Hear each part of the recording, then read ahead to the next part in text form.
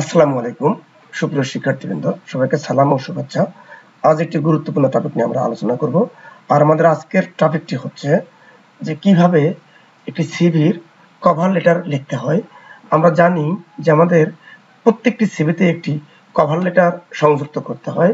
সেক্ষেত্রে আমরা একটি মাত্র কভার লেটার দিয়ে কিভাবে যে কোনো সিভিতেই সংযুক্ত করতে পারি, অর্থাৎ যে কোনো সিভির জন্য একটি কভার লেটার দিয়ে কিভাবে চালিয়ে নিতে পারি, সেই স্যাম্পল কভার লেটারটি নিয়ে আমরা আজকে কথা বলবো ইনশাআল্লাহ, আল্লাহ চাইতো।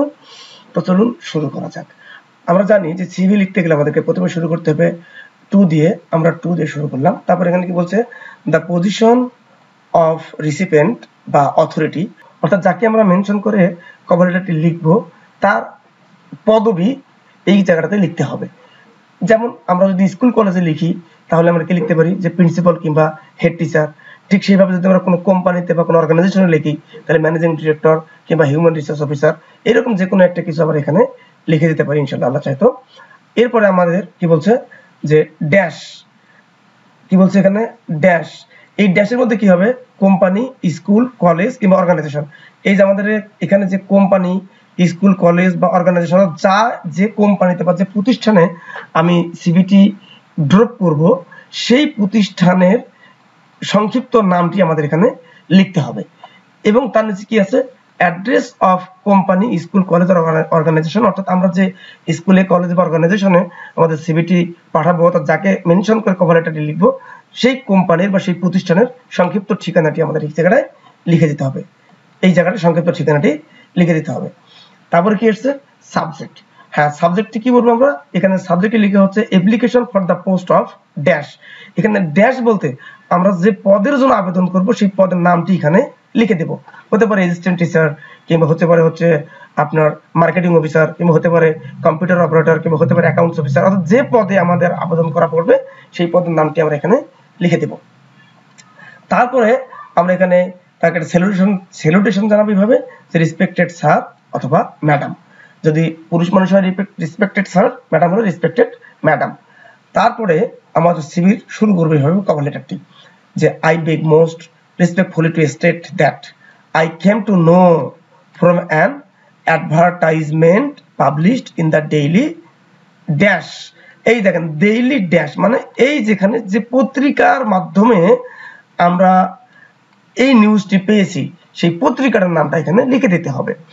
এই পত্রিকাটির নাম আমাদের বিজ্ঞাপনের মধ্যেই দেয়া থাকবে, অর্থাৎ আমাদের যে কোশ্চেন থাকবে সেই কোশ্চেনের মধ্যেই পত্রিকাটার নাম দেওয়া থাকবে। যদি না থাকে সেক্ষেত্রে আমরা একটি সম্ভাব্য ভালো মানের পত্রিকার নাম এখানে দিয়ে দিতে পারি, যেমন the daily star, the daily sun, the daily new age, কিংবা the daily Prothom Alo, daily Inqilab, daily Ittefaq, এরকম যে কোনো একটি পত্রিকার নাম আমরা এখানে সুইটেবল নামটা এখানে লিখে দেব।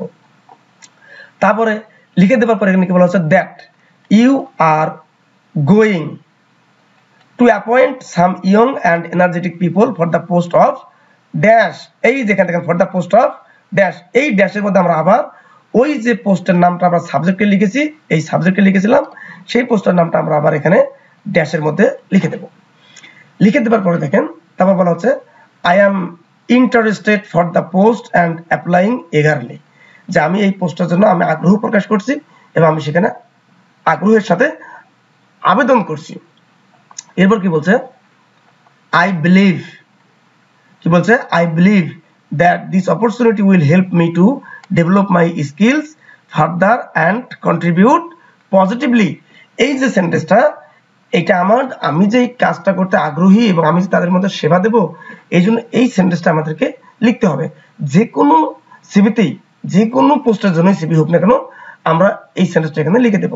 তারপর আমার কাজের পক্ষে বা আমি যেখানে তাদেরকে কি সার্ভিস দেব এই জন্য একটি সেন্টেন্স প্রোভাইড করবো এখানে এভাবে, যে I assure you that I will carry out my responsibilities with full dedication and sincerity. সুন্দর করে সেন্টেন্স লিখলাম। তারপরে আমরা লিখবো যে my detailed CV and other informations are given below for your kind consideration.